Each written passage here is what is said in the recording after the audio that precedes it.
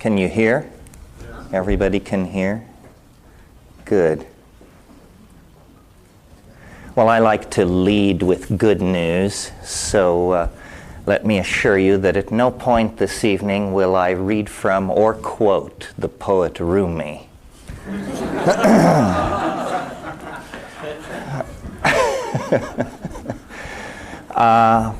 It's a pleasure to be in Sacramento. It's a pleasure to be in California. I lived here for about 30 years before moving out about 8 months ago. Lived over in Occidental. So I sort of feel like this is a hometown congregation. You may have seen the story in the Bee this morning. It was a reasonable detailing of my theory of evolution. I noticed that one expert wouldn't even give his name to allow his no comment to have attribution.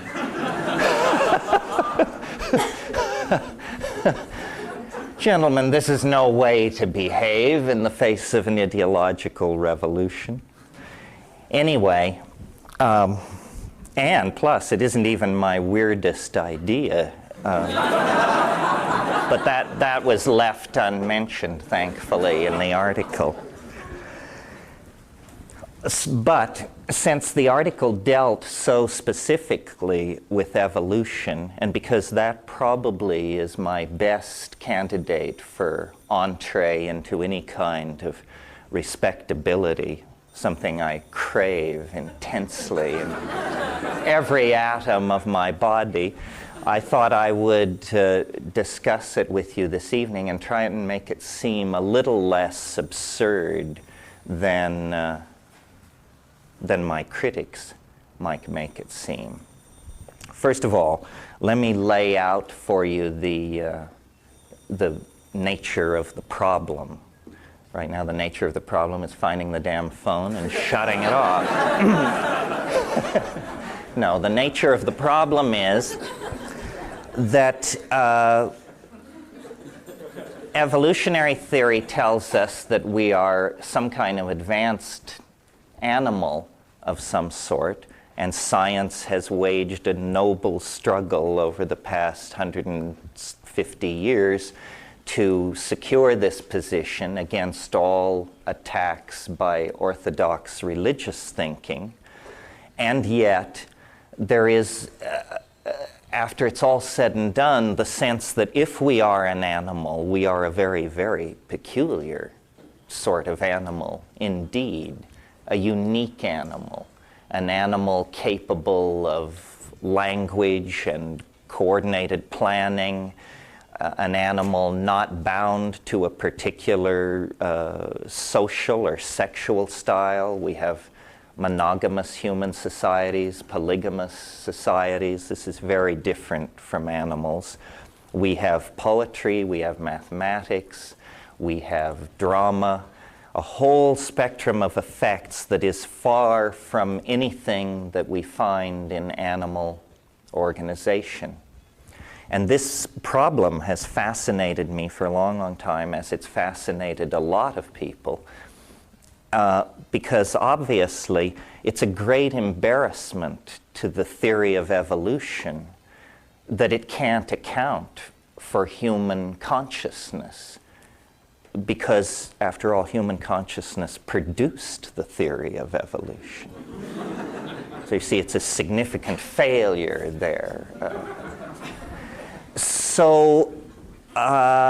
Obviously, if you accept the basic rules of the evolutionary game, which are that there is random mutation, which means gene drift, mixing of genes through sexual reproduction, cosmic rays which cause birth defects and mutations, this sort of thing, and natural selection.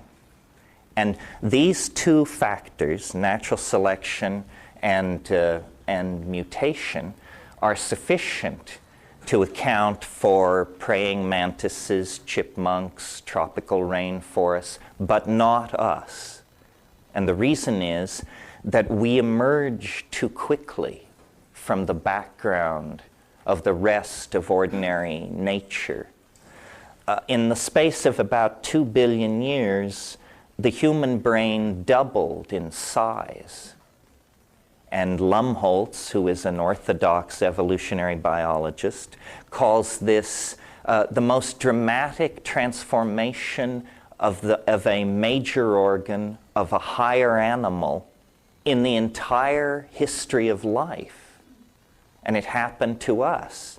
It happened to that very organ that is responsible for the theory of evolution. So what extraordinary confluence of factors could have come together there to take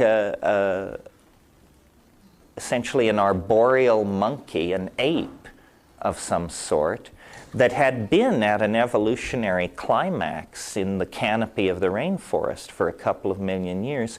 What extraordinary set of factors could then set that creature marching down the road toward, Elvis, the internet, Bill Clinton, and all the rest of it?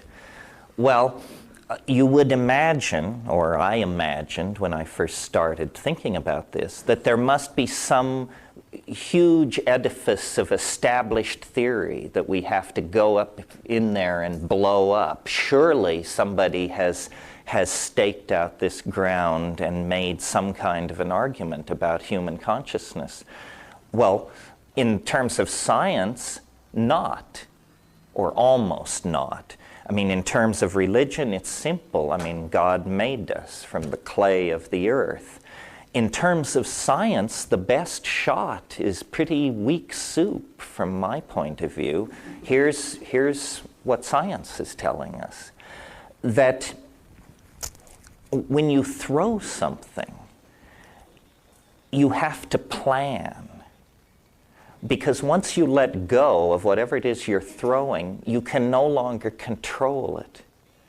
And so because we were small and weak and hunted in packs, we learned to throw like hell at very large, onrushing, woolly fellow mammals of various sorts. And you had to plan your throw. Consequently, we developed brain capacity to do this and had enough left over to invent quantum physics, paint the Mona Lisa, invent the phonetic alphabet, philosophy, religion, and all the rest of it. In other words, it was the coordination of the hand and the eye to the throwing arm, this is what the orthodox folks tell us, that gave us this extra brain capacity that we sort of then managed into human civilization. Well, notice that this would make the pinnacle of the evolutionary ladder the gum-chewing big league baseball pitcher. Because, he can put that pill right across the plate at high speed, time after time. As somebody who learned everything they know about sadomasochism in PE class, I'm not really ready to embrace this theory. It definitely runs against my paradigm. So here, I've built another story, and it, to my mind, meets the objections, answers the question, where did consciousness come from? But instead of doing it very nicely and neatly, it raises, in the very act of answering this question, other questions, maybe more closer to home. Questions that reflect on our social organization, our politics, how we treat each other in the here and now, even with implications for the future. But we'll get to that. For the moment, let me just run through this for you. There's a sort of a basic situation that all theories of evolution have to come to terms with. And this is that our remote proto-hominid, primate, ape ancestors developed in Africa. If you have a non-African theory of human origin, And there are such things, but the evidence is strongly against you. If it were stock, I'd sell. The evidence is pretty strong that whatever happened that brought us out of the animal body, it happened in Africa. Well, all animals tend to, and plants for that matter, tend to reach evolutionary climax and occupy a niche and stabilize in that niche. Cockroaches, ants achieved this hundreds of millions of years ago and have not changed greatly since. Most of biology is this iterative occupation of a climaxed niche. Very little of biology is the pushing forward into radical new forms, new species, still rarer, new genera. For that, there has to be disruption of some sort of the environment. And it can be the meandering of a river or an asteroid strike or the retreat of a glacier, something which creates open land. Well, for 5-6 million years now, the African continent has been slowly drying. And 3 million years ago, it was covered by rainforest at the equator from east to west. And that was the environment of the human ancestor types. They were canopy dwelling, they were fruit eating, they ate some percentage of insects, composed their diet. They had a pack signaling repertoire that was fairly complicated by animal standards. And there they were, happily living in the canopy. But Africa began to dry up, and they came under nutritional pressure. Now, simpler animals, insects, for example, when their food source is withdrawn, they usually buy the farm. They don't have much flexibility of diet. If you've ever tried to raise caterpillars into butterflies for your children, you know that if you give the caterpillars the wrong leaves, they just can't make any sense out of it and they die. More advanced animals, when confronted with dietary pressure or disappearance of ordinary food supplies, before they give up the ghost, they will experiment with other food sources in the environment. Now, the reason this isn't normally done is the reason animals are conservative in their food choices, it's thought to be a way of avoiding mutational influences in the form of tertiary chemicals, toxins, viruses, and things like this that would be in unusual foods. One of the things that accompanies our acquisition of consciousness is gastronomy, the appreciation of flavor, the approach to food that makes it an art. Animals don't do this. They're just trying to get enough protein to keep the old engines running. The notion of flavoring is counterintuitive to animals. And flavoring's probably in part a mutagenic influence to our diet. When our remote ancestors came under environmental pressure, their environment was shrinking, the rainforest was being replaced by grasslands, and nutritional pressure, their ordinary diet of fruit and insects was being restricted, they began exploring this new environment of the grasslands. And this is the era of knuckle walking, turning into bipedalism.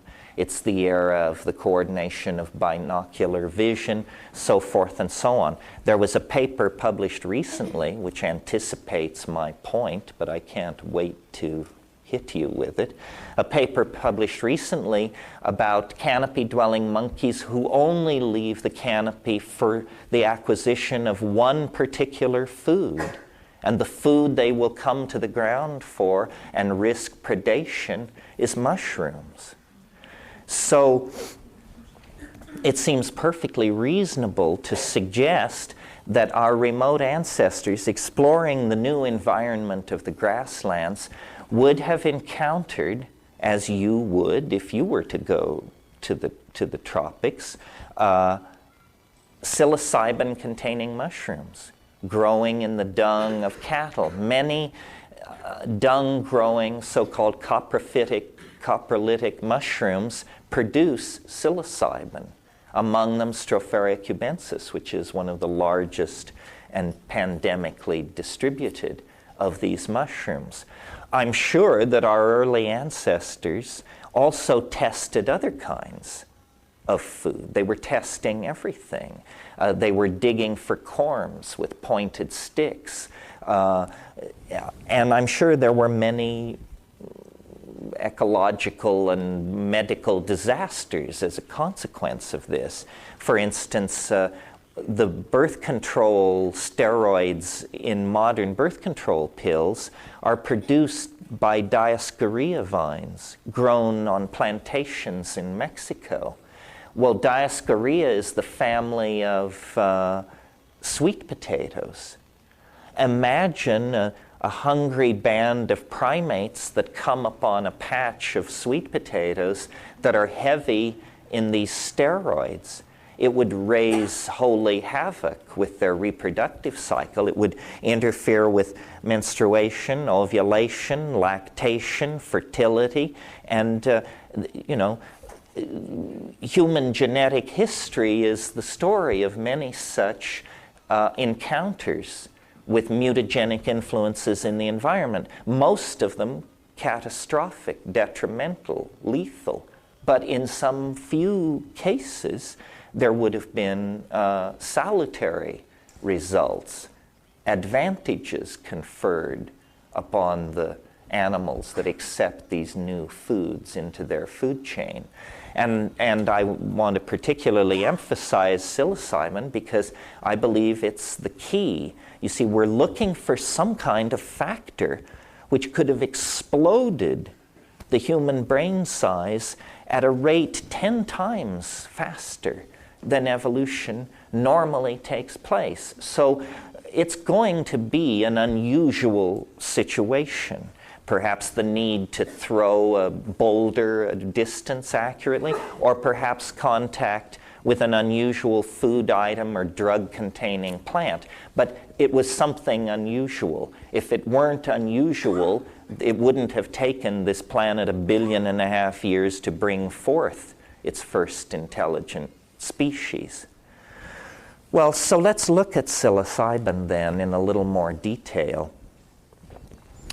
It has a number of properties not specifically related to its psychoactivity that make it an ideal candidate for a catalyst for the emergence of consciousness in an advanced animal. First of all, and at the early stage of human invasion of this new grassland environment, proto-hominid invasion, I should say, we were testing foods. We would certainly have tested this food.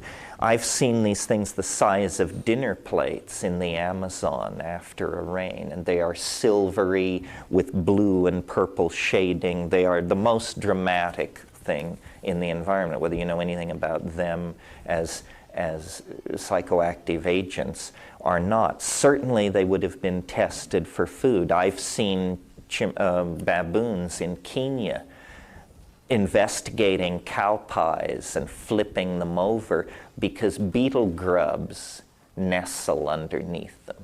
So cow pies are a natural vector for hungry baboons, so that everything is in place. It's trivial to suggest otherwise, I would maintain.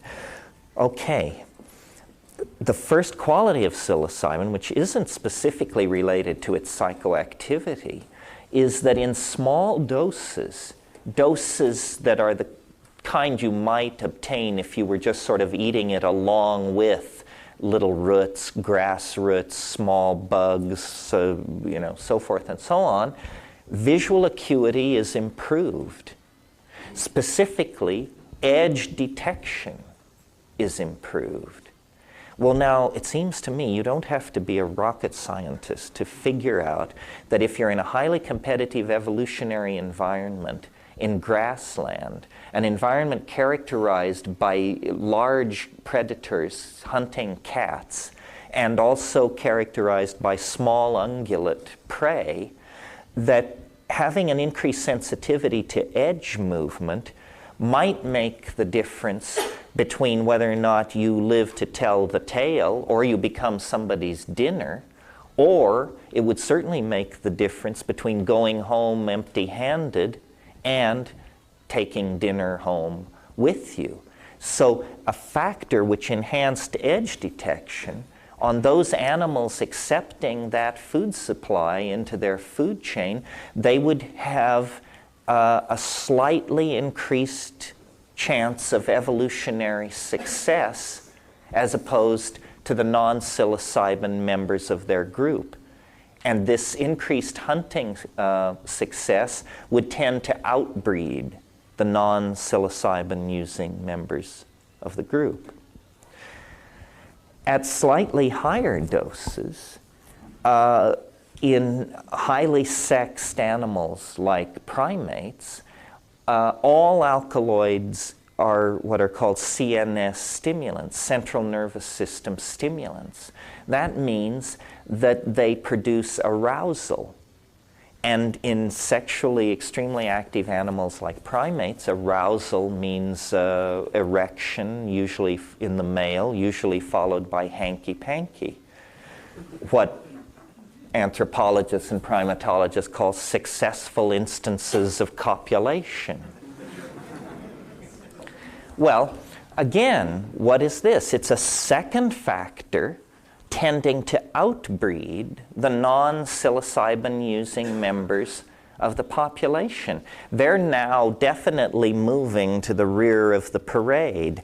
They don't have as much hunting success. They don't have as much food for themselves and their offspring. They're not having as much sex, so they're not having as many offspring. And, you know, in terms of rising and falling numbers, those that have some allergy, prejudice, or fear of the mushroom are just being shunted out of the breeding population.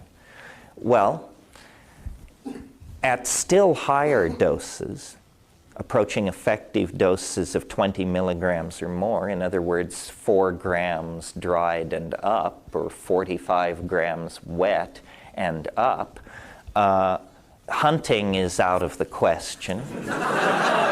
Sex is something you can consider, but it's out of the question. And you are basically nailed to the ground in a state of mind which we, for all of our sophistication, our logical positivism, our superconducting supercolliders, and all the rest of it, haven't a clue as to what it is, what it means, what its implications are. The full-blown psychedelic experience, of which we can only speak in terms of religious hierophany, epiphany, apokatastasis, and all those other great Greek words, ataraxia. You know, in other words, we like it, but we don't understand it. And it is, therefore, the basis for religion. Well, so right there, you have a 3-step process driven by nothing more than hunger and curiosity that leads remote primate ancestors to a confrontation with what Rudolf Otto called the wholly other, the holy, the numinous, the transcendental. And you know, this is on slightly less firm ground, but in my own personal experience and having collected psychedelic experiences lifelong, I feel confident in saying that at high doses, psilocybin causes glossolalia. Glossolalia is syntactically structured language-like behavior in the absence of meaning. Speaking in tongues is what Christian fundamentalists call it, but they don't have monopoly on it. It's ancient. It occurs in all cultures. It's shamanic. And what it is it's a kind of neurological seizure where linguistic organization spontaneously is verbalized. No animal does this. It must have something to do with the acquisition of language by human beings. And what I think is going on is that probably language was entertainment long before it was meaning. That it's a kind of tuneless singing. And that having discovered that we could make an almost endless repertoire of small mouth noises, we did this for each other, for amusement, to pass the time. I mean, God knows there was a lot of it. And it probably was very late in the evolution of this ability that some very tight-assed rational type said, you know, we could attach a specific meaning to a specific sound, and then every time I made that sound, you'd know what I meant, and then you could go and get it for me. You see? It's a sort of, it's the as long as you're up, get me a grants theory of language. So that's the basic idea, and I really believe that sometime in the last 50,000 years, before 12,000 years ago, a kind of paradise came into existence. A situation in which men and women, parents and children, people and animals, human institutions and the land, all were in dynamic balance. And not in any primitive sense at all. Language was fully developed. Poetry may have been at its climax.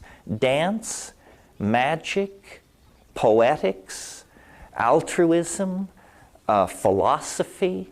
There's no reason to think that these things were not practiced as adroitly as we practice them today.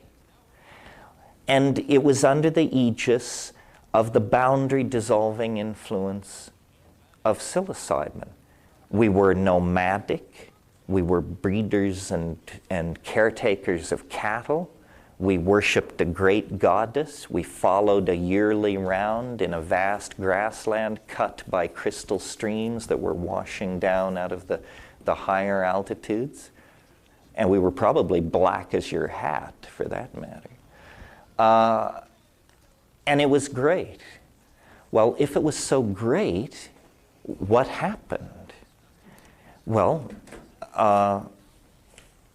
the very forces which created this situation, and you will recall what it was the drying of the African continent, forcing us out of the trees, forcing us to change our diet, forcing us to accept a dung-growing mushroom, and there were other factors forcing us into consciousness as well. When we became omnivorous, the first form of consciousness is having the point of view of your prey. Predatory animals have the highest form of animal consciousness, big cats, but it's a consciousness of the exterior world.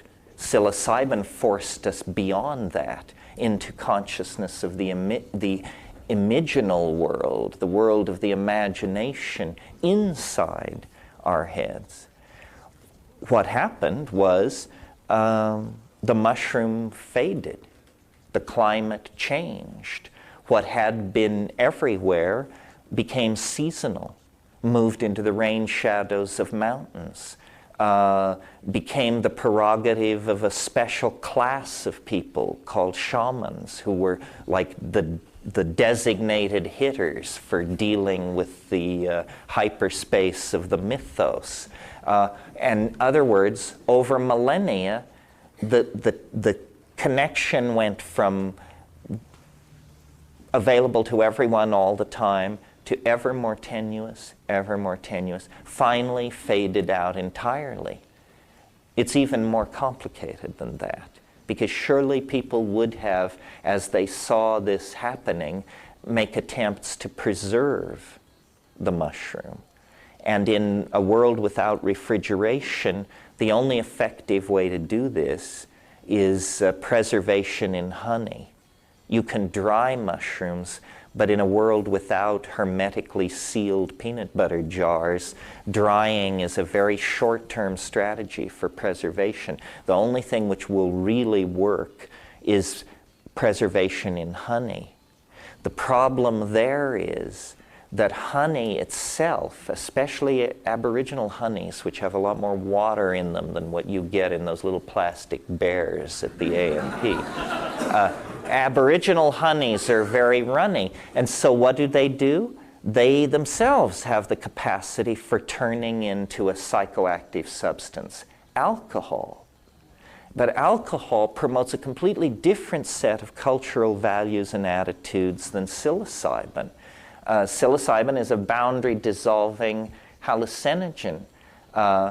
Mead alcohol gives an enhanced sense of verbal acuity in the presence of lowered sensitivity to social cues. In other words, one can make an ass of oneself. But now I want to backtrack for a minute. I will return to this thing about the loss of the mushroom, but there's something that I want to go over with you that's really important in all this to me. And that is, this isn't simply the story of how an intoxicant promoted consciousness, and then we fell into history by losing that intoxicant and went on to other intoxicants with consequences to be evaluated. It's that, but it's more, because psilocybin had a very, very peculiar effect over and above what I've mentioned so far. And it is this over and above effect that makes my theory so controversial and so and academics, I think, so phobic of it, because it rips open a whole can of worms. And this is the problem. All primates, clear back to squirrel monkeys and old world monkeys, all primates form dominance hierarchies. This means that the sharp-fanged, hard-bodied young males control everybody else. The women, the elderly, the sick, the children, homosexuals, everybody finds their place somewhere in this dominance hierarchy run by these dominant alpha males. We are no different. We also, as we sit here this evening, operate under this kind of a social organization. I mean, we complain about it, we analyze it, we are aware of it, but we live under it. It's how it is. So here is my suggestion, that what psilocybin did was it changed behavior. It interfered with primate behavior. Specifically, it interfered with this tendency to form monogamous pairs and dominance hierarchies. And so the ordinary tendency of the primates to organize themselves that way was interrupted, medicated out of existence, if you like, vaccinated against, if you like, by the presence of psilocybin in the diet.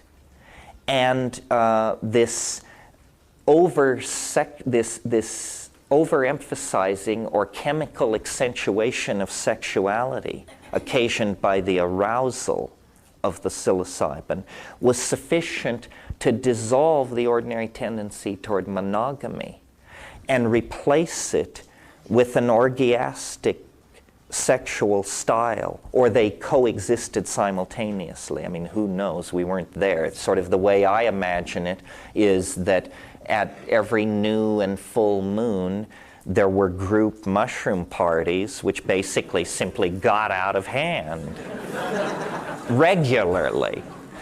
And so the monogamous pair bond would be under pressure, if not completely eliminated. Many cultures have this, even to this day. I mean, in a sense, Mardi Gras is a festival where the rules are dissolved, and nobody is supposed to go to their spouse the Monday after and say, you know, was that you I saw dressed as Marie Antoinette? And because, you know, the rules are, there is permission to break the rules, and many societies do this.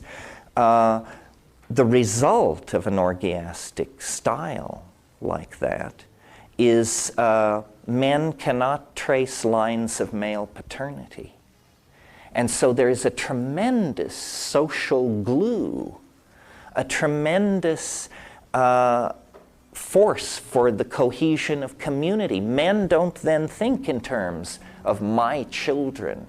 They think in terms of our children, the children of the group. And under the aegis of this group, this polymorphic sexual style, group, child care, and extended family rearing, we produced everything that we think of as human, that we value.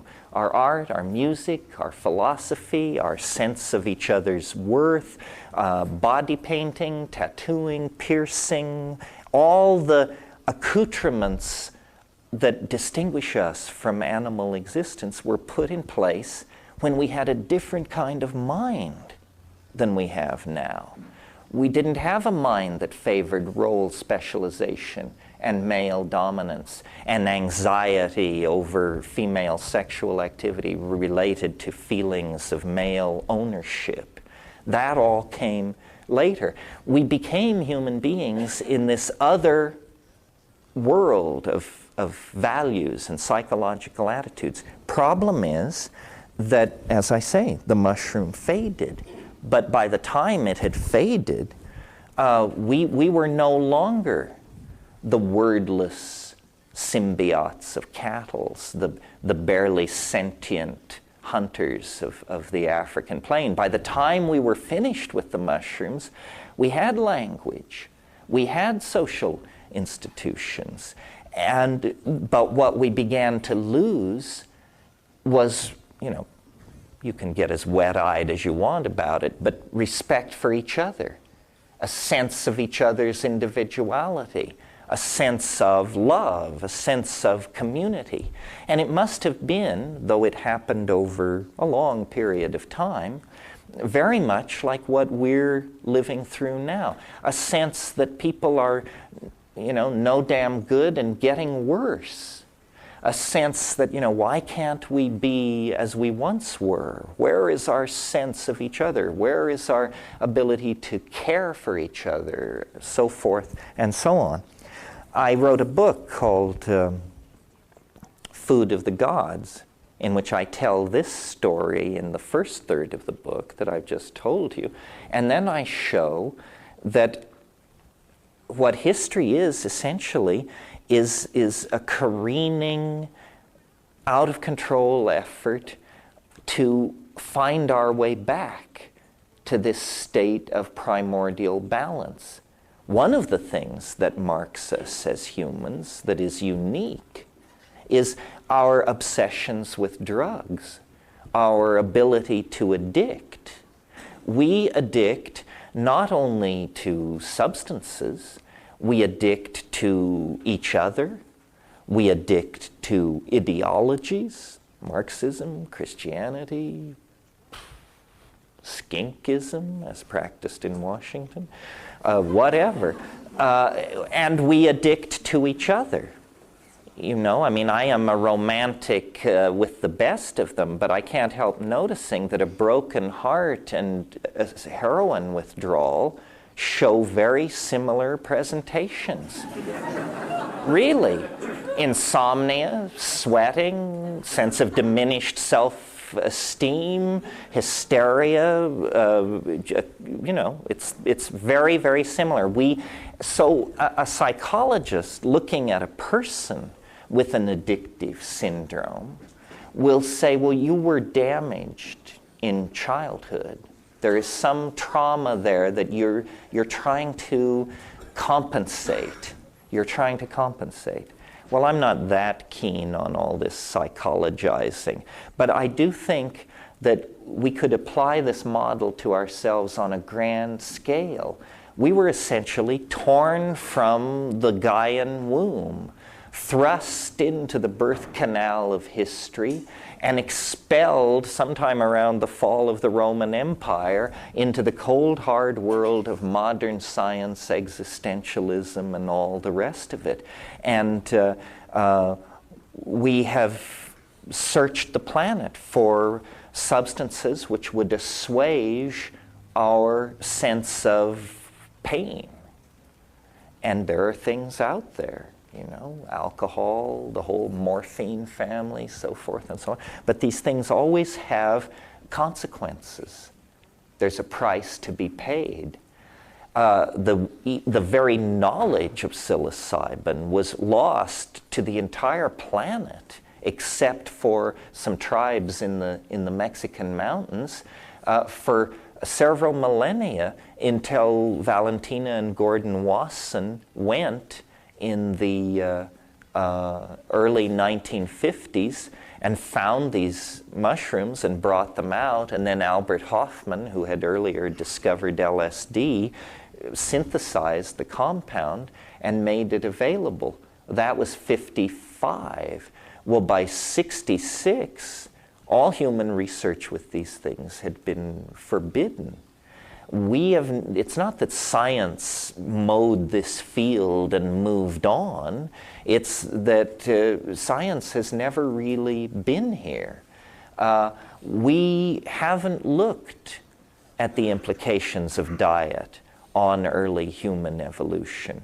We don't have a theory for the evolution of consciousness of any consequence, and yet, the factors I've laid out for you, increased visual acuity, an impact on sexual and social behaviors, a triggering of glossolalia-like phenomena in the presence of a boundary-dissolving psychedelic experience.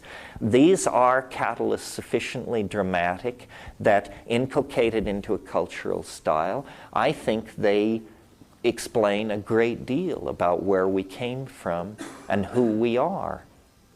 Now, the irony of all of this is that we live in a society that has made practically any discussion of this illegal. Certainly, if I were to end this lecture by handing out doses of psilocybin, I would be gently taken by the elbow and led away forever. The Western mind is particularly phobic of this subject. I mean, we have bent our laws so that people can jump out of airplanes in the pursuit of thrills, so that they can bungee cord off major highway bridges and freeway overpasses. So concerned are we to fulfill society's need for thrills. But this is something else. It provokes all kinds of alarmed reactions, and perhaps you believe unfairly. I think that when you examine the situation, it's possible to understand very clearly why this is such a social issue. Because what these things do, if you look, and now I'm slightly broadening my wrap to include other psychedelics besides psilocybin, but psilocybin is certainly true in all cases.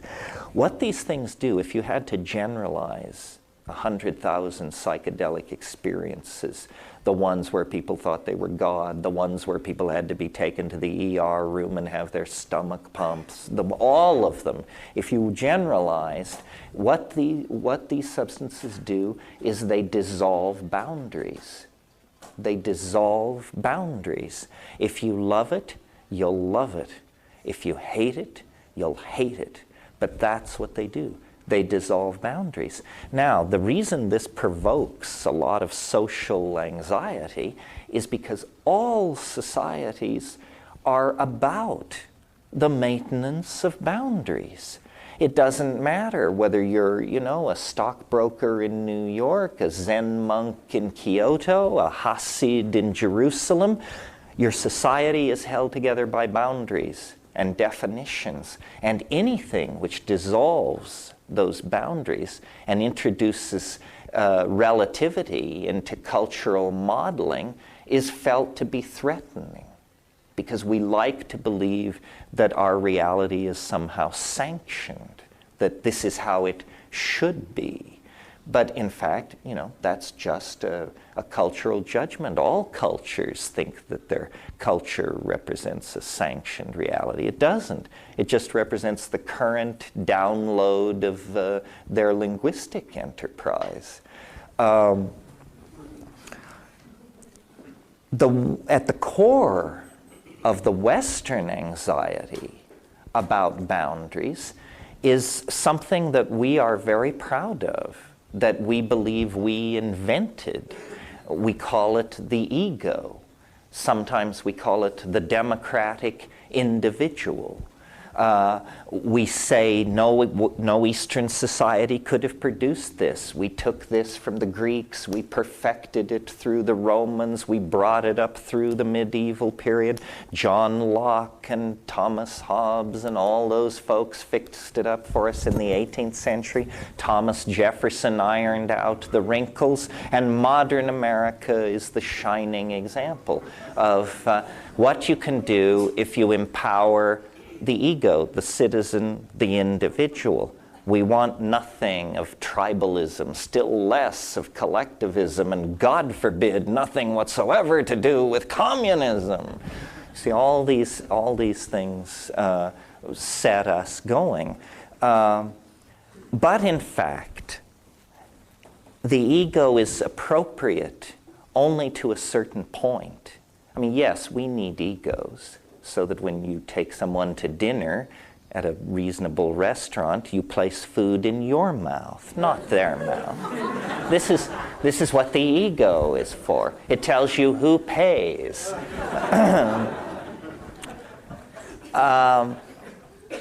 But in fact, what the ego is the return to consciousness of this psychic structure related to the patterns of dominance. And the way I think of the ego is it's like a cyst or a calcareous growth or a tumor that gets going in the personality. And if not treated, it becomes chronic. And then there is no cure. There can only be, a certain amount of maintenance and medication of it. But it's incurable, except unless we resort to not only non-prescription drugs, but drugs currently illegal. In other words, the psychedelics, through this boundary-dissolving function, dissolve that boundary as well. And so they promote a larger sense of the world than the values of capitalism, competitiveness, object fetishism, property acquisition, and the bottom line, empower. So the issue, as was always sensed since the 60s forward, I think, is not simply an issue of religious freedom or an issue of an eccentric minority social practice being tolerated by the majority, the way they tolerate handing out pamphlets in airports or something like that. The issue is, in fact, what kind of people shall we be? And then what kind of society shall we put in place? And that's why my theory of evolution is not simply a dry footnote on an issue that involves anthropologists, primatologists, and biologists, but it turns into a political issue because our unhappy, addicted, ego-driven condition has become not simply the source of our own unhappiness. That was bad enough. But now it's the source of great discomfort and dislocation for all life and human society on the planet. We are out of control. We are basically severely addicted to things and cannot stop ourselves. And we know, or we should know, that there is not enough petroleum, heavy metal, so forth and so on, in the planet to give all the thing addicts all the things that we know they must have in order to be happy. We have spread this intellectual virus from pole to pole, to Turkmenistan and Borneo, to the upper Amazon and to the Tajiks. Everybody wants kids, you know. Everybody wants the pause that refreshes. What are we going to do about this? Well, so far, we've been treating it like an endless garden party. There's no serious plan on the table to deal with this at all.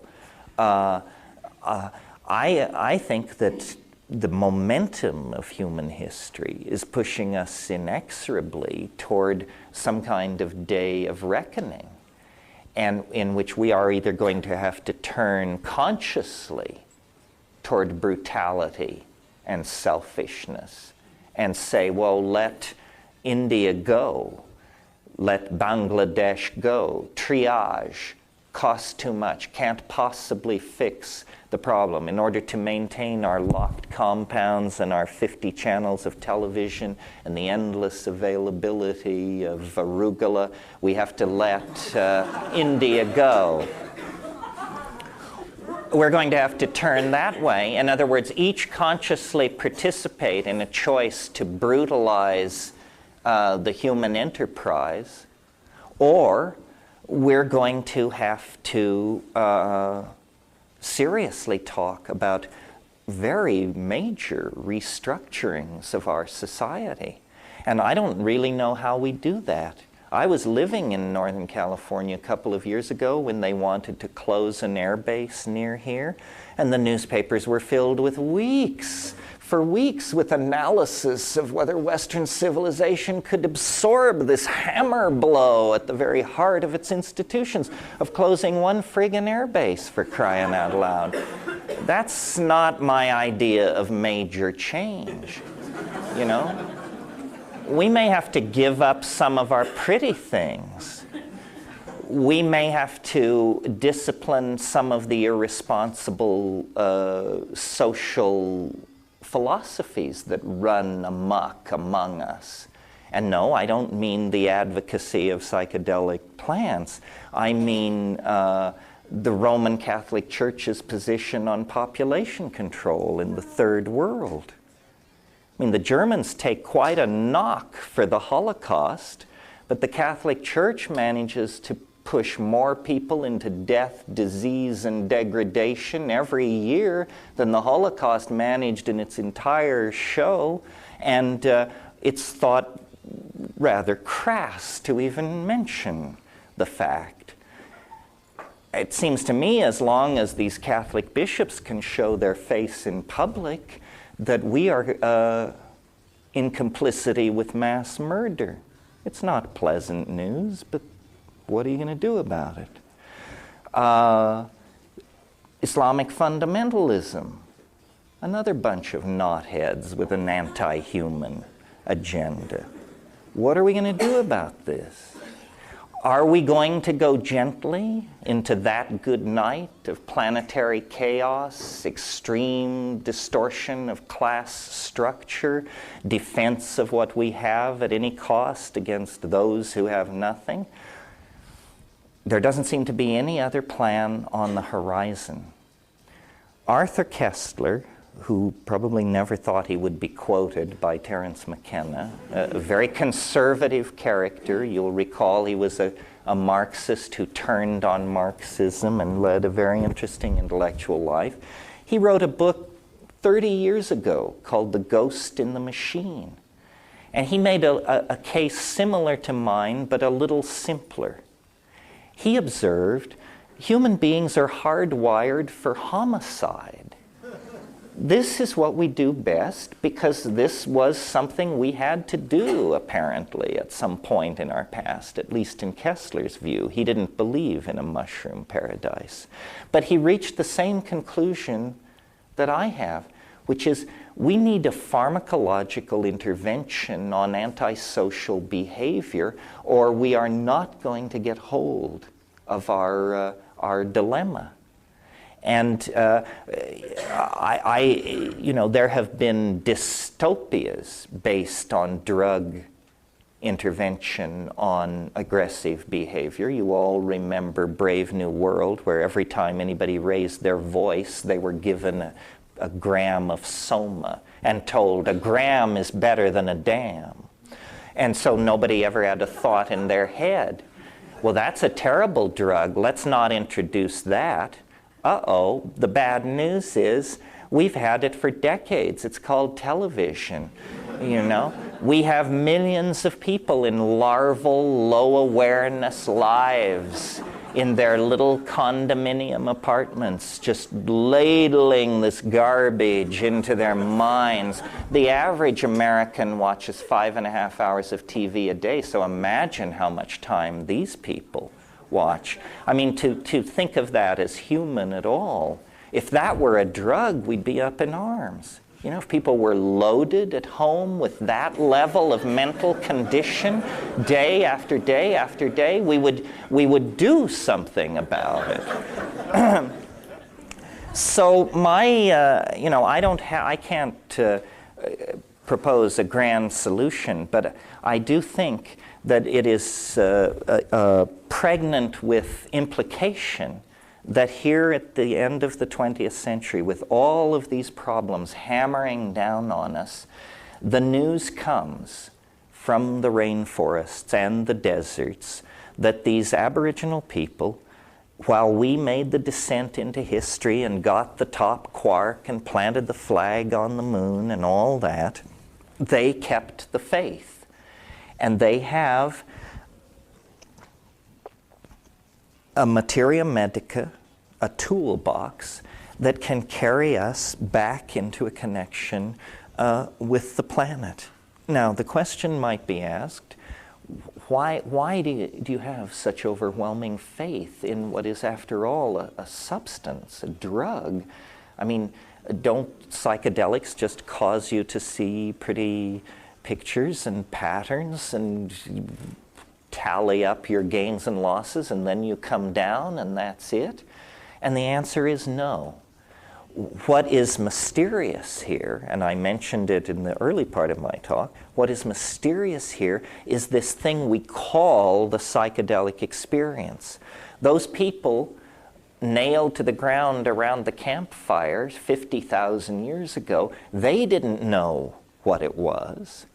And when we go in there, armed with our Heidegger and our Husserl and our Wittgenstein and our Merleau-Ponty, we don't know what it is either.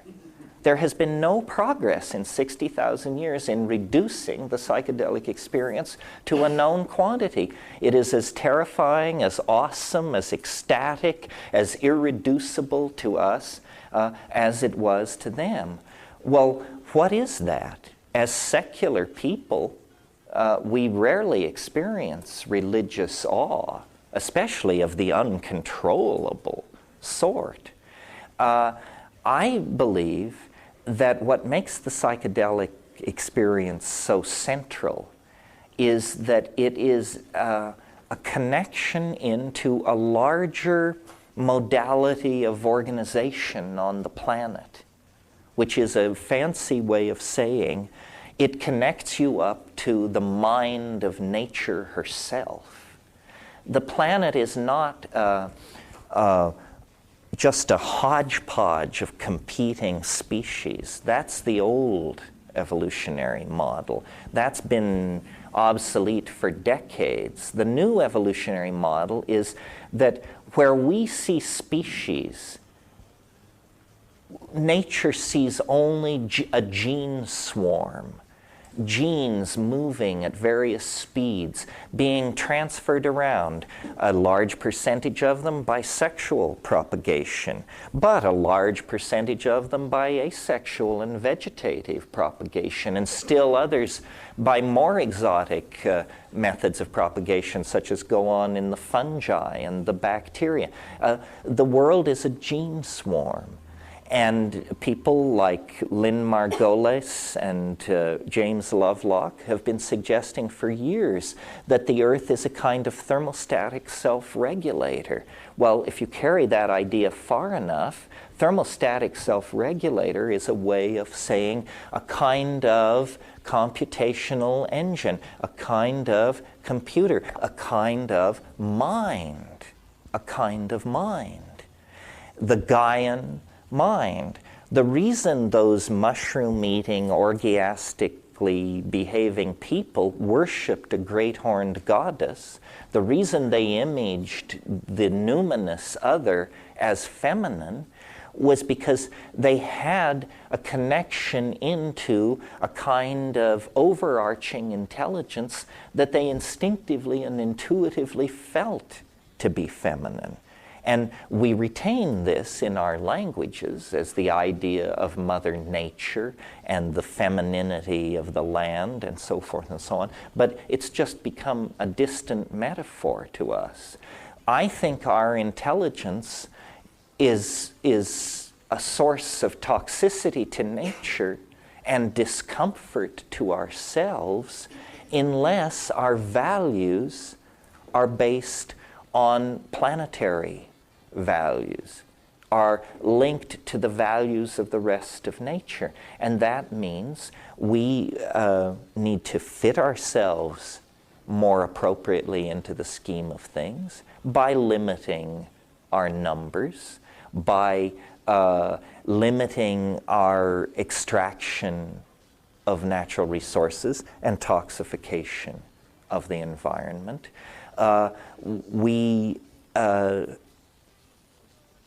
We need to realize that there is a hegemony of life on the planet, not necessarily a hegemony of intelligence. Intelligence is not a license to trample.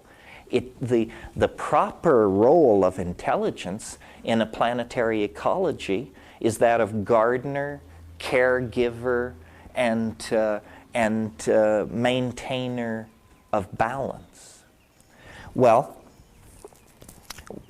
so where do we go, and what do psychedelics have to say about that? Well, I believe that psychedelics show us something which capitalist, consumer, fetish-oriented society doesn't want us to know. What psychedelics show us is the incredible richness of our minds. That you, little you, can produce more art in a 20-minute burst of hallucinatory intoxication than the Western mind has produced in the last 500 years.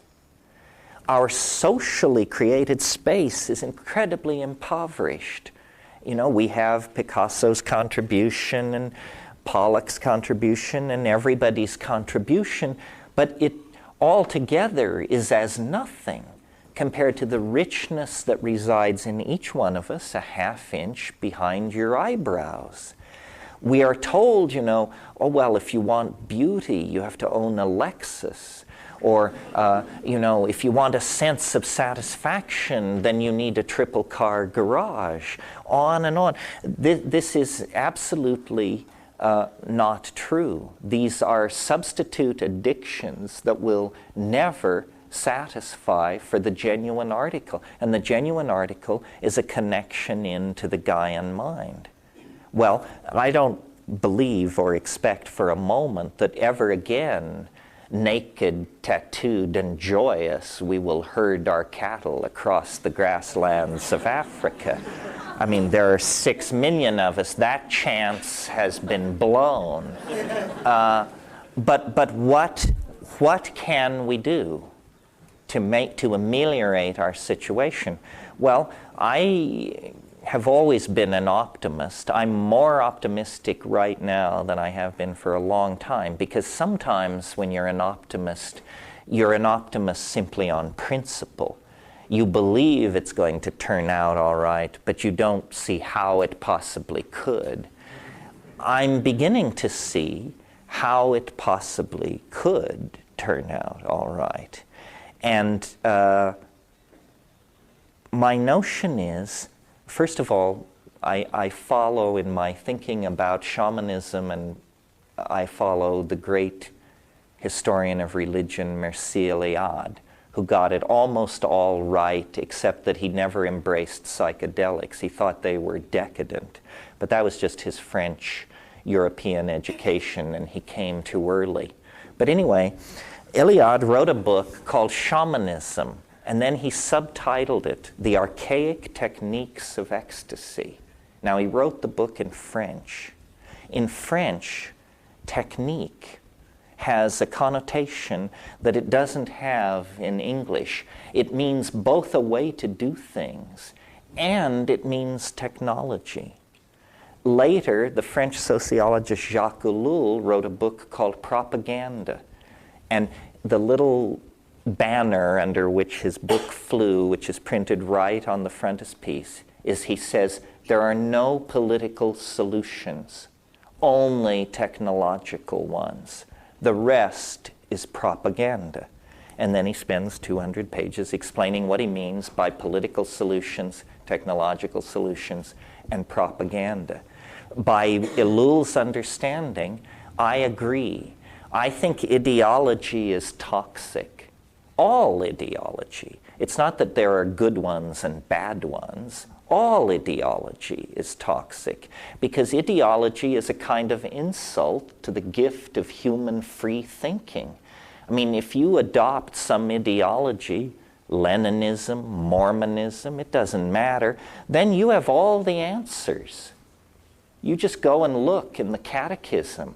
Well, I don't know why they issued you a brain. They could have just given you the catechism.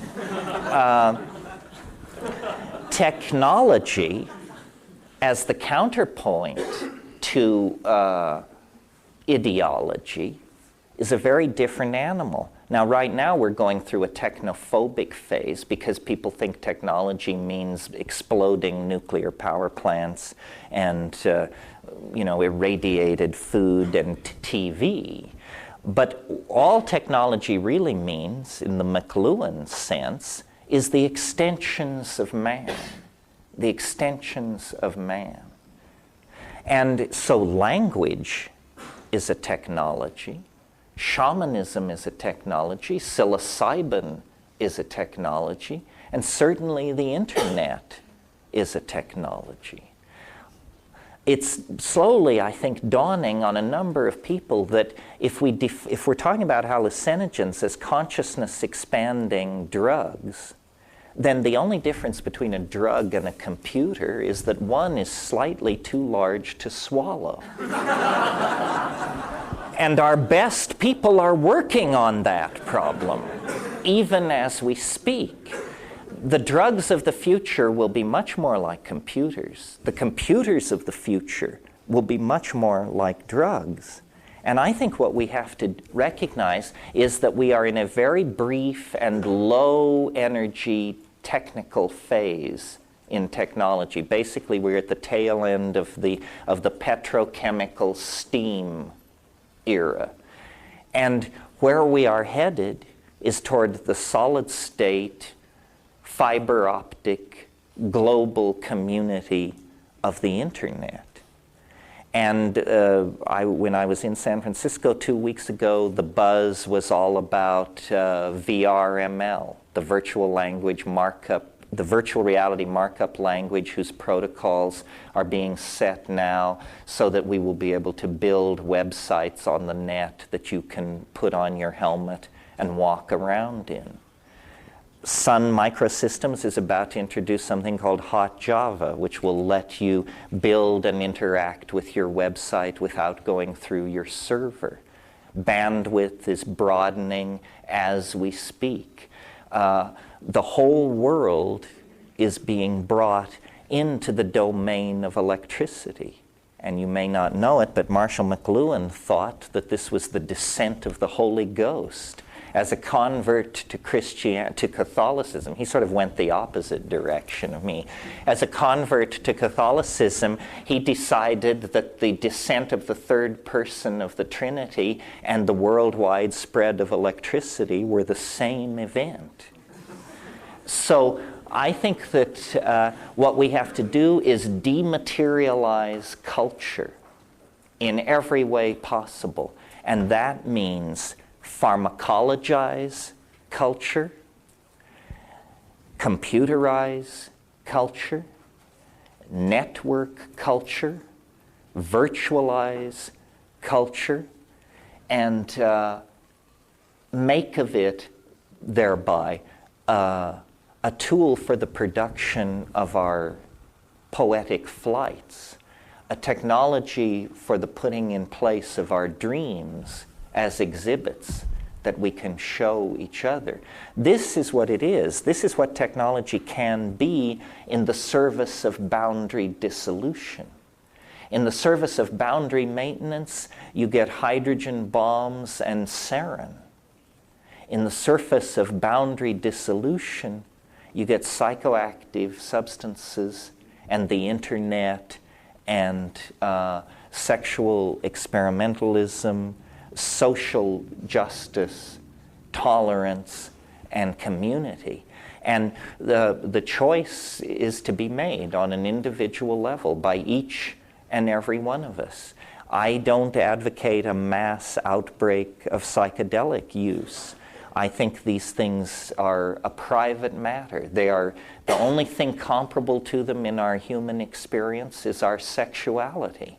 And that's a private matter. How we define it, how we express it, how we act it out, who we do it with, what we think about it, and what we choose to say in public about it is all in our hands.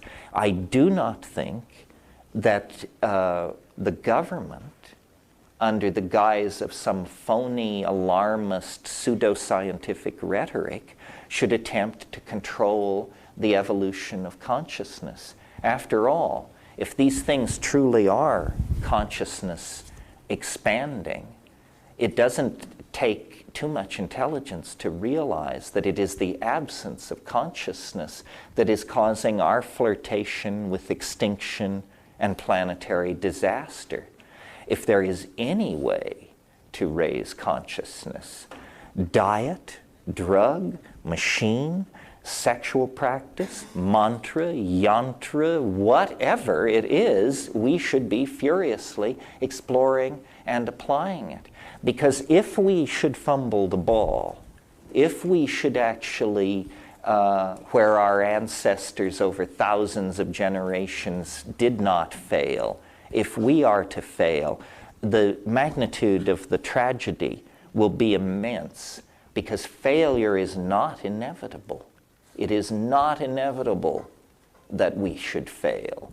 There are ideas, personalities, technologies available right now which, if honestly explored and implemented, could rescue the human enterprise from the disgrace that hovers over us. We don't want this to end in a toxified garbage pit ruled by Nazis, which is, the way we may well be headed. The Gaian mind has always been there. Nature originally, through the plants and shamanism, provided the tools for us to access this incredible natural database. Through the vicissitudes of history, previous generations lost the key in Western society. Since the 1960s, the key has been refound. It's a matter of great social controversy. It's a matter of great risk to those who take it, how they will be viewed by their peers. But there is no longer, ignorance is no longer an excuse. Anthropology in the last 100 years has laid at our doorstep the tools necessary for an archaic reconstruction of society and human values within that society. It's inconceivable that Western industrial capitalism could run on another 500 or 1,000 years. It will not continue as it has. It will deteriorate under the pressure of resource scarcity. And what few democratic values we have obtained, what little space for reasoned discourse has been created, will be the first to be swept away.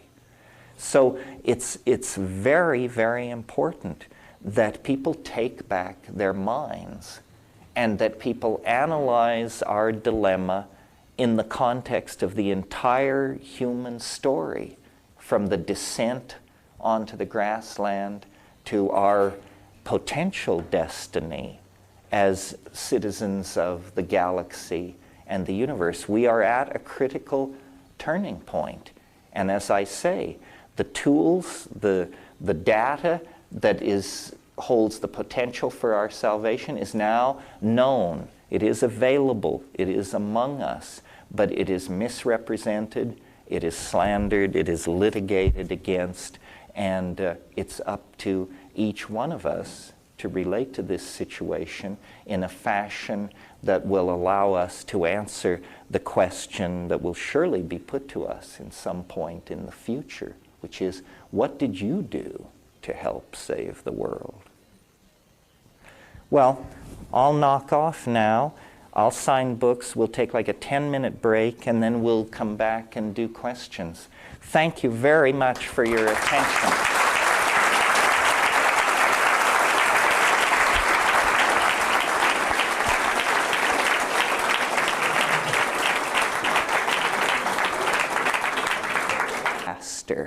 And that, in fact, what we're involved in here at the end of the 20th century is some kind of accelerated forward escape into transformation.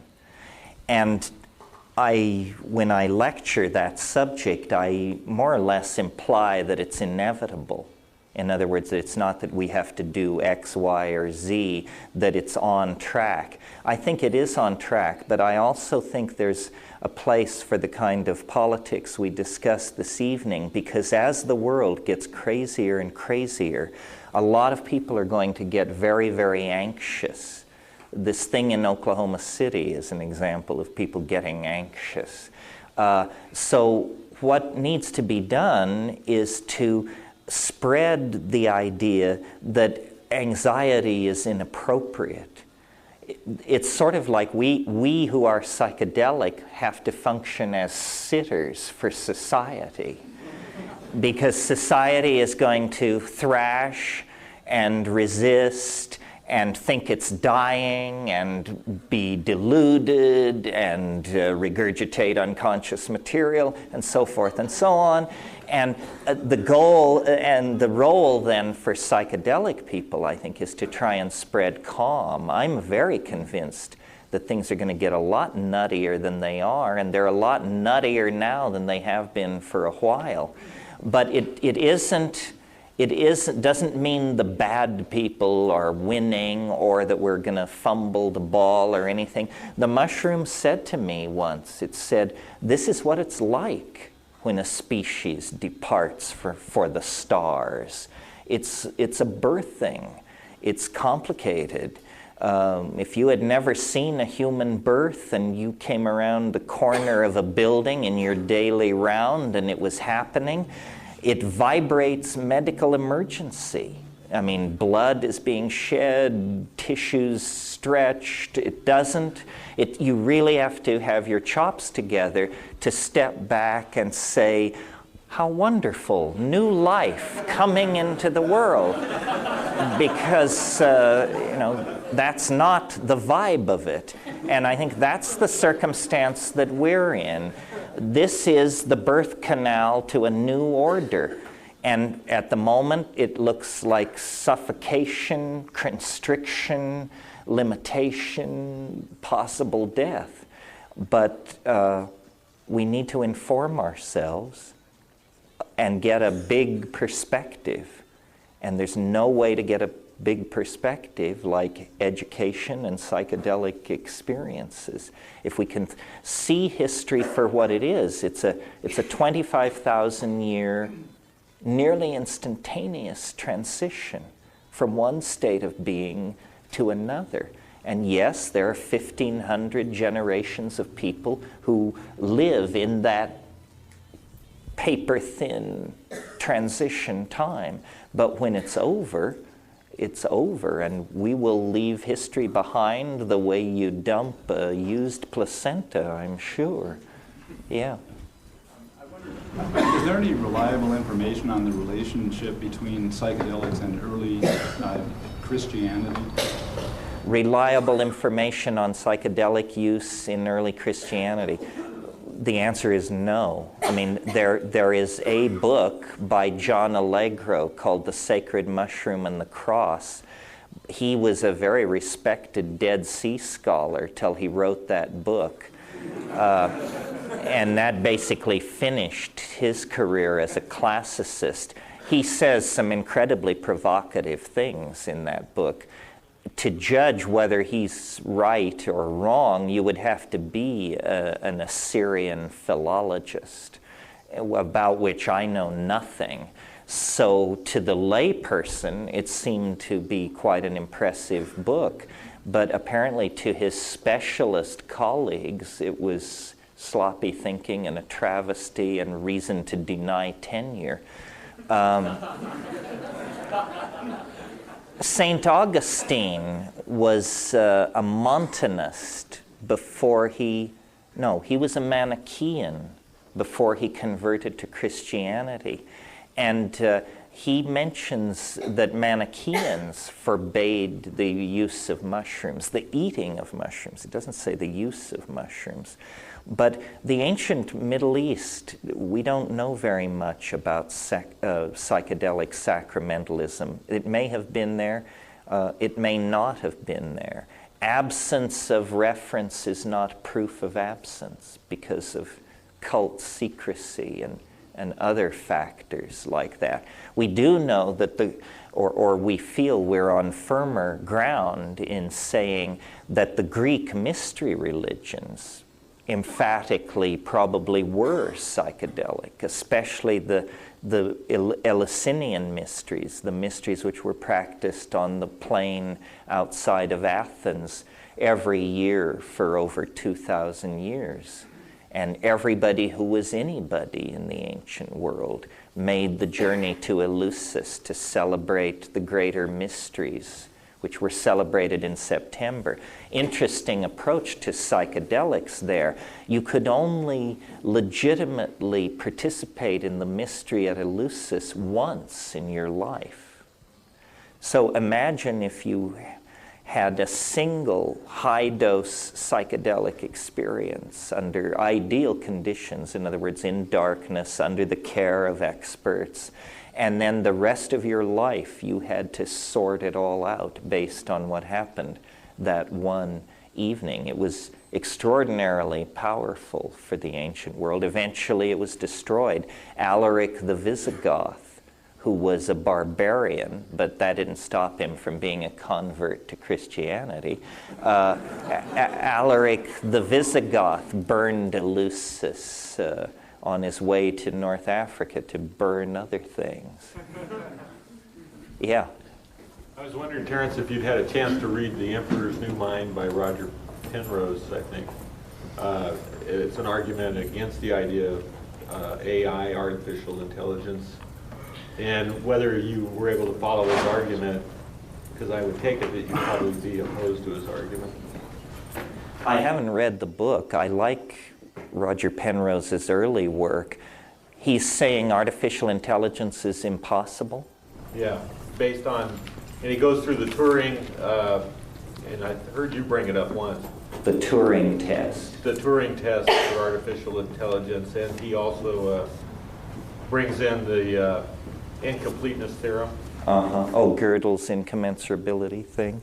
Maybe a little on that. A little Gödel, please.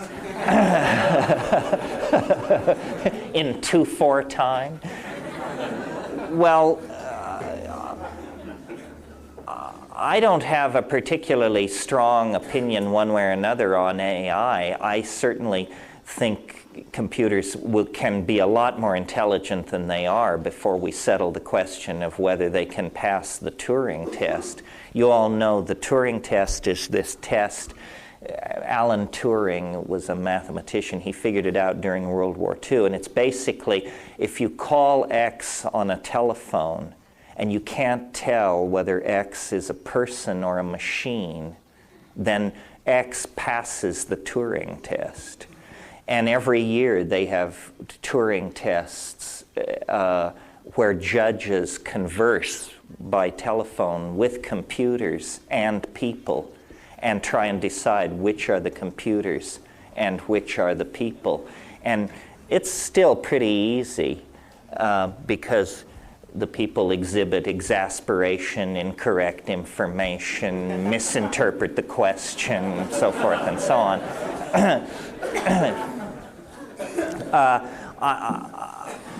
There are some wild thinkers out there, far wilder than me.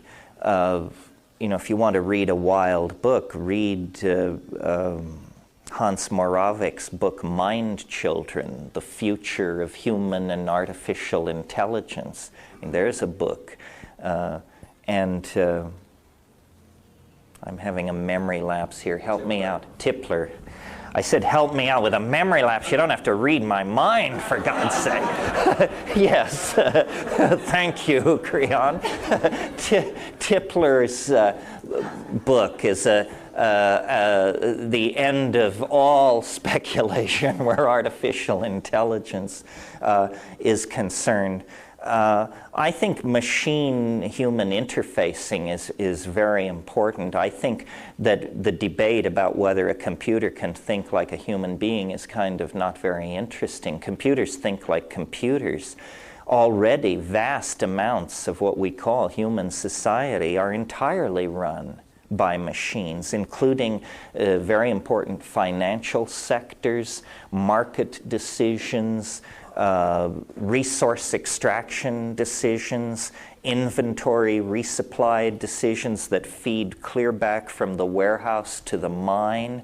In other words, machines say how much tin should be extracted and at what rate, and therefore to a certain degree say who should come to work and who shouldn't on certain days. A lot of design work of circuitry, engineers will simply tell a computer what the circuit should do and leave the actual architecture of the circuitry to machine decision.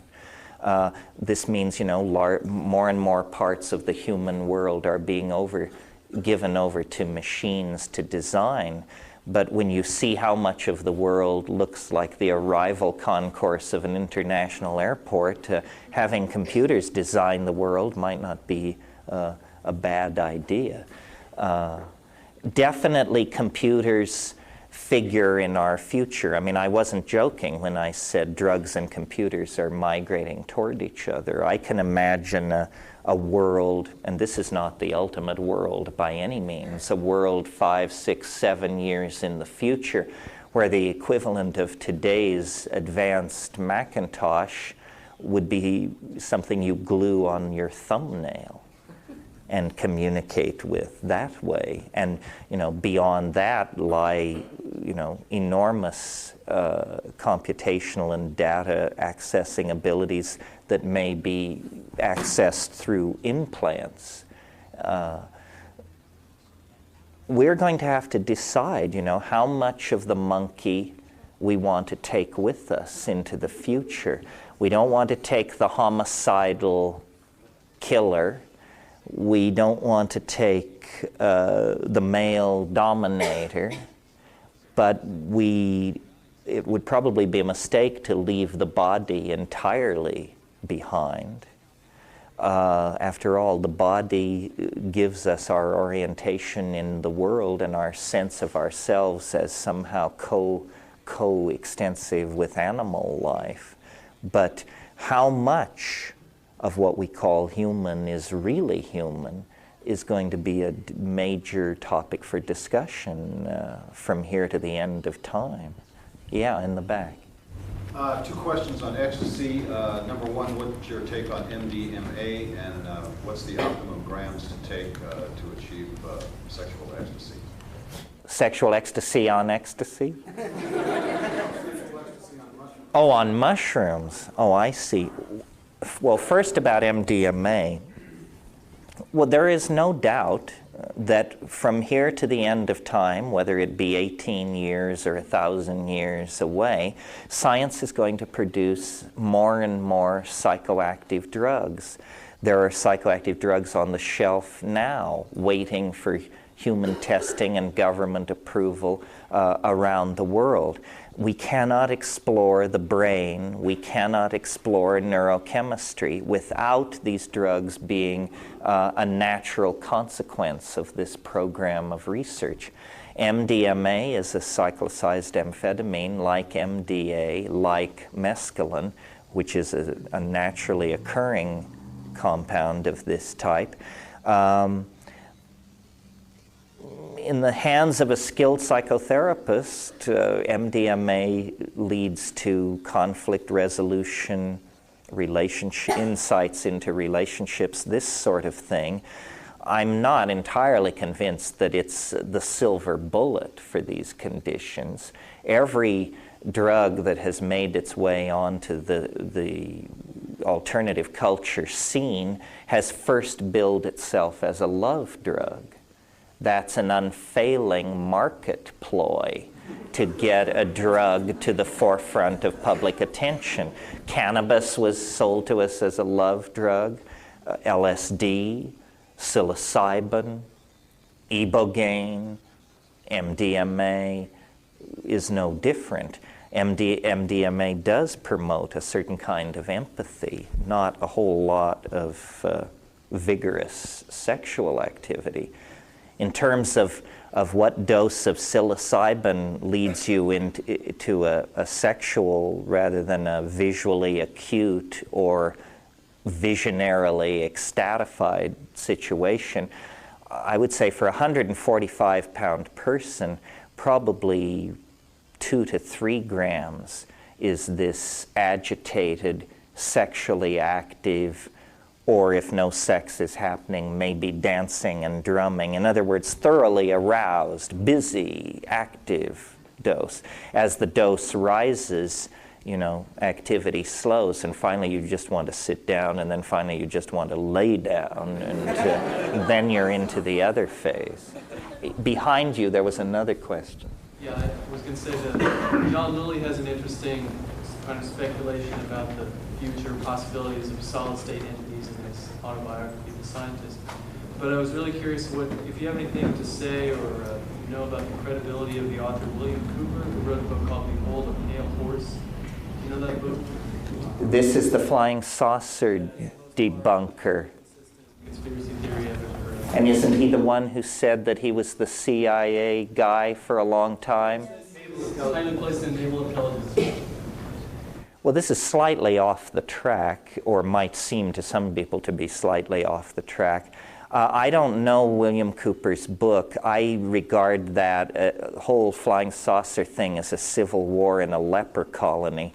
But I do think, having been, like probably most of you, very interested in flying saucers from the time I was a kid, and I grew up when it was all happening.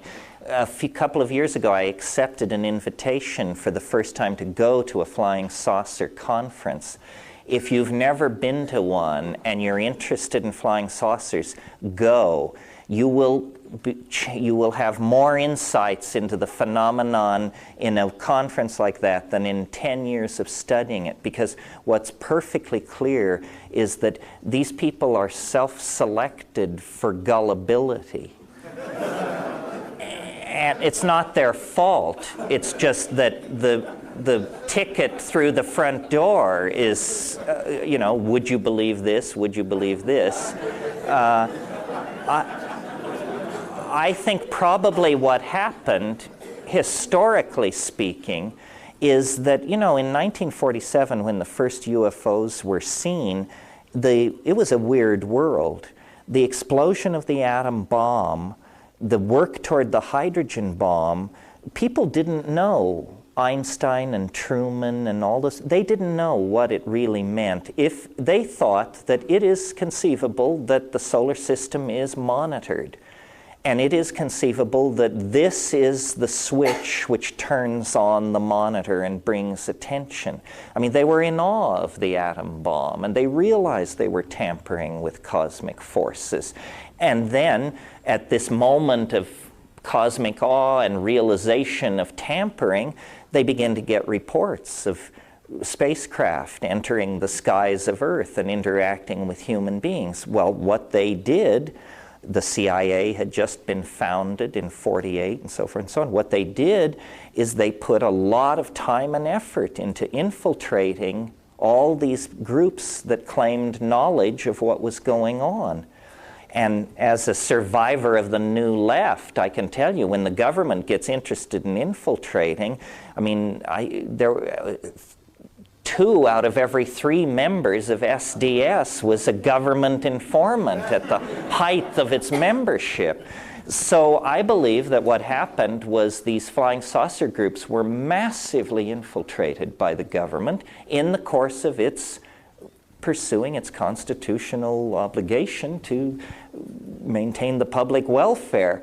And by 54 or 55, the government was perfectly convinced that whatever flying saucers were, they did not pose a threat to the integrity of the air defenses of North America.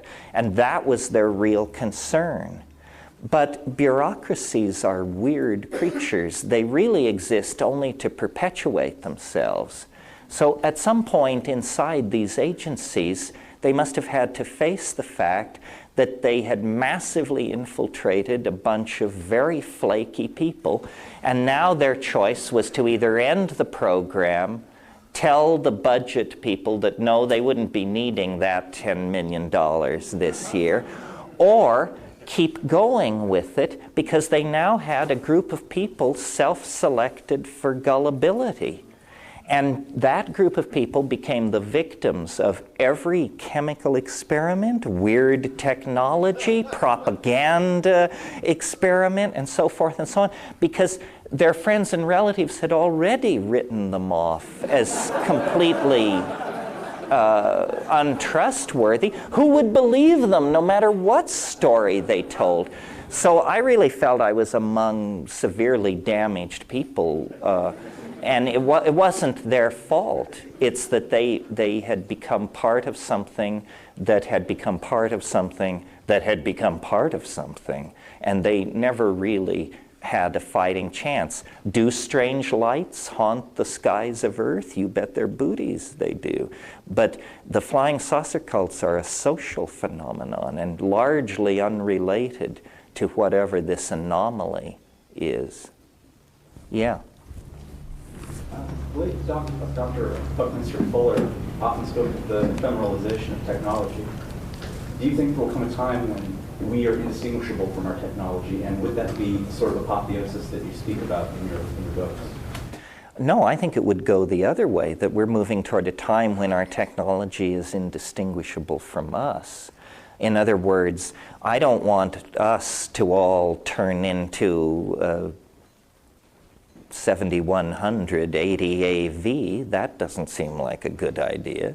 But on the other hand, I could imagine as a hopeful scenario a future world of, let's say, 500 or a billion healthy, happy, well-fed people of all races, political persuasions, gender preferences, and so forth and so on. And those people would essentially live as our archaic ancestors did, very little material culture, very nomadic. But if you could transport yourself into the body of one of these people, you would discover that when they close their eyes, there are menus hanging in space. In other words, the computer that was on the back of the thumbnail, 5 years later, that computer moves into being a kind of an implant, a black contact lens that is sewn into your eyelids at age 6, so that when you close your eyes, you're actually looking at an interface. And the entire database of the culture could be placed there. You see, really what computers are doing is they're making what we call the collective unconscious conscious. All data, all images, are potentially accessible through the network. And, I'm still getting used to the idea of the network myself. Like I keep thinking, oh, I have this timeline. I could get somebody's chronology and put it at my website. And then I remember, no, all I have to do is point to their website. I don't have to copy or move anything. If there is one list, that's all the world needs. Anybody else who needs that list can point to it from their website. So the speed at which new structures can be created is astonishing. I mean, almost literally overnight, you can build a website and begin to point at other websites and bring resources into yours. This is a technology which is going to turn out to not be what people think it is. It's going to be a technology for showing each other the inside of our heads, for showing each other our dreams. One thing I didn't talk about in the main part of the lecture is that psychedelics are catalysts for language. They speed up and catalyze the language formation process. And a culture cannot evolve any faster than its language evolves. And it cannot be any more glued together than the bandwidth that its languages will tolerate. And so what this technology that is putting in place is going to mean is the way in which it will dissolve boundaries is by making us transparent to each other. I mean, I can imagine a child of the future. We all bring home our drawings to stick on refrigerators and things like that. In the future, we won't stick them on refrigerators. We will stick them in our website. And everything will go into our website. And by the time we're 25 or something, our website will be the size of the American Museum of Natural History. And you can wander through it. And as a gesture of intimacy, you can invite someone else to wander through it. Well, that's who you are. It's your imagination. And I think, in a sense, I've said at times that the cultural enterprise is an effort to turn ourselves inside out. We want to put the body into the imagination. And we want the imagination to replace the laws of physics. With these technologies, we can probably do that, but it'll have to run on psychedelic design principles, or it's certain to be a mess. Yeah. Yes, what could you tell us about the problems that some people experience with the digestibility of the mushrooms and how it can lead to pain and some discomfort and sometimes to a nightmarish type experience? Well, first of all, let me say this. There are several mushrooms which contain psilocybin which grow in cow dung. What I urge people to do, if you're serious about this, is to grow your own. This is moderately self-serving because I wrote a book about how to grow your own mushrooms. But there are many such books. You don't have to buy mine. You only need it if you want the best one.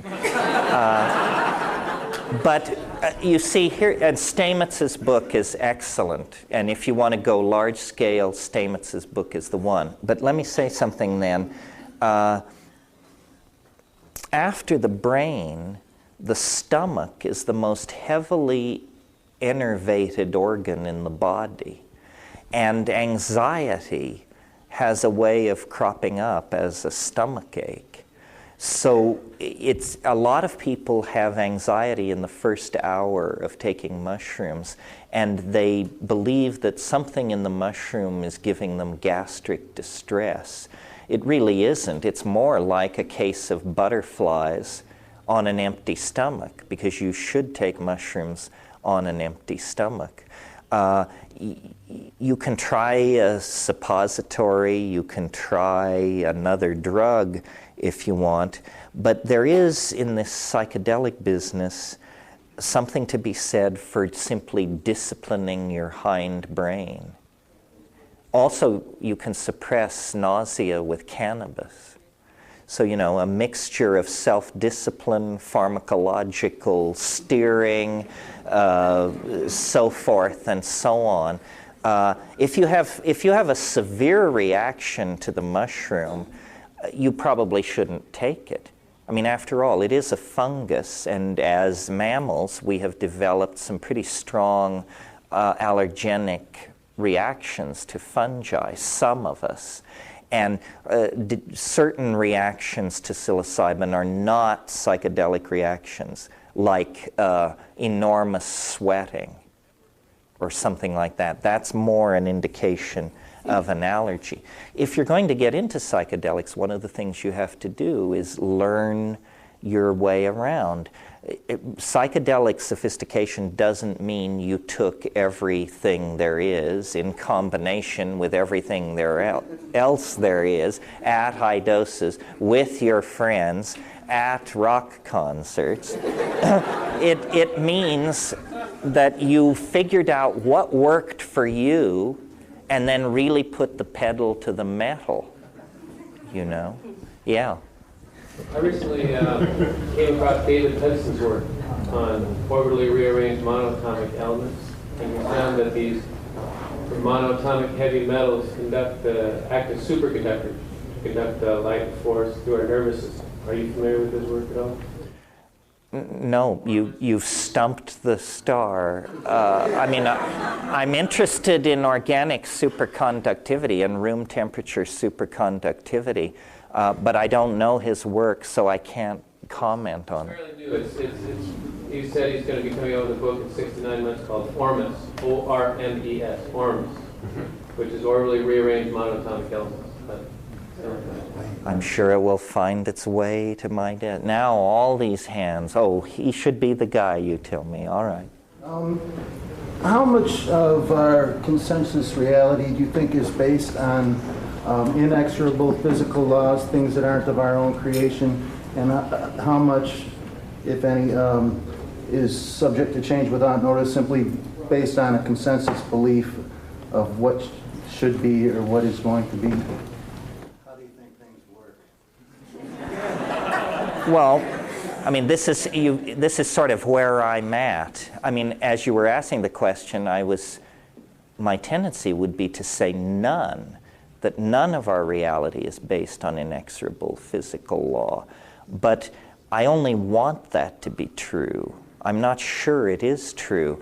Whitehead he had this thing about what he called stubborn facts. And he said there are some stubborn facts, and you can cut your philosophy any way you want, but if you don't take account of the stubborn facts, you'll have a problem. A lot of reality is made of language. How much, I'm not sure, but my hope is that a great deal is made of language. Rupert Sheldrake, who's a good friend of mine, and we sort of think along the same lines, he believes that there are not inexorable physical laws, that there are just very old habits.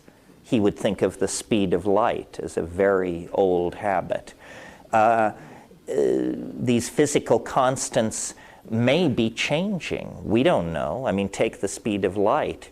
We've measured it on one planet since 1906 and cheerfully extrapolate it to every corner of the known universe with no sense that there might be a problem there at all.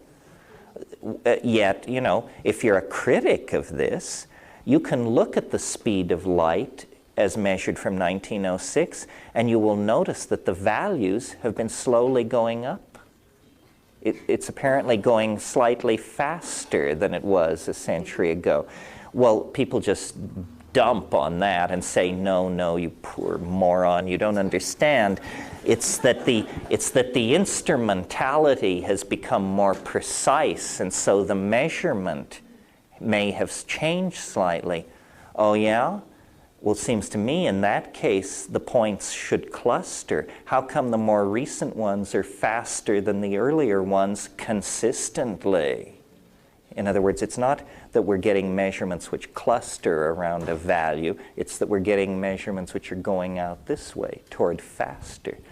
I think language is the key to making reality. I think our language is a very weak language. Computer languages may be more powerful, VRML or mathematics. But I believe the world is made of language. That's the magical belief. But then the challenge to that belief is, okay, wise guy, so how come the world isn't the way you say it is? Well, that's ungenerous. I think because it doesn't work quite like that. Consensus is set by societies, by millions of people. Reality is a phenomenon of many linguistically operating subsystems. Maybe if you and I were stranded on a desert island, we could get a reality going. We probably could, but it would surely be shattered when somebody showed up to take us home again. Over here. Why were primates the only ones that use the mushrooms? And secondly, is there any written documentation of this mushroom paradise? The documentation, well, there wouldn't be anything written, of course. It's earlier than that. But the documentation, it is well known that the Sahara was wetter in the past. Even as recently as Roman times, Pliny called it the breadbasket of Rome. And we know that human populations were out there. In the Tassili plateau of southern Algeria, there are rock paintings, rupestris paintings, that show shamans with mushrooms sprouting out of their bodies and in their hands. So we have mushroom use, we have evidence of mushroom use at the era of the great horned Paleolithic goddess. The presence or absence of monogamy and polygamy is debatable. So however, the archaeology of this area has not been well studied and won't be soon. Thanks to Islamic fundamentalism, Algeria is no place to do archaeology right now. Now, to the first part of your question, why was it human beings who ate the mushrooms? You had to use the mushrooms as a doorway to higher intelligence. You would have had to already come a certain distance down the path of higher animal organization. We were bipedal. We had a pack signaling repertoire. We had binocular vision. And the reason we used the mushrooms was because we were under nutritional pressure. There may have been other animals under nutritional pressure, but they may have been more tightly bound to their original diet, or they may simply have had behavioral organization that the mushroom couldn't dissolve or break through. There has been talk among evolutionary biologists about if there were no primates on this planet, what order of animals might occupy the conscious niche or be able to come in there. And interestingly, raccoons are candidates. Raccoons have well-positioned eyes. They have a very complex hand. And years and years ago, I used to grow mushrooms, and I grew them by my own method, naturally, in jars. And I would have waste rye infected with jars, jars infected with mycelium permeated rye, and I would put it out on the back porch at night, or I did once. And I awoke in the middle of the night to this terrific racket, and there were raccoons on the back porch. They could smell the rye infested with the psilocybin-containing mycelium. They could unscrew the lids and plunge their mitts into this stuff. And as I turned on the lights, I saw these little bandit faces with this mycelial crumbs on their little upturned muzzles, and they wouldn't back off. They would, and the other thing was they were standing up on their hind legs. So they were standing on their hind legs, holding a jar, holding the stuff, and tottering toward me. So I just took one look and backed off. And for the rest of the evening, you could tell that they were approaching the orgiastic boundary because the carrying on, the sexual squeaking and squealing and thumping and pounding going on in the backyard was just incredible. So, they might be interesting test animals to put through this. Yeah. Jacques Vallée based his passport to Magonia largely on the fairy faith in Celtic countries, which you obviously are familiar with. I wanted to have your comments on the numinous nature of the UFO phenomenon with regard to the Celtic faith, the fairy faith, and the role that this phenomenon, which I think you referred to as the other earlier in your talk, has in transformation that you're describing us going through at this present time in the future. Yes, Jacques Vallée was a UFO researcher, and the book that was mentioned, Passport to Magonia, was one of his earliest books on the subject. He's gone through a lot of changes about it. The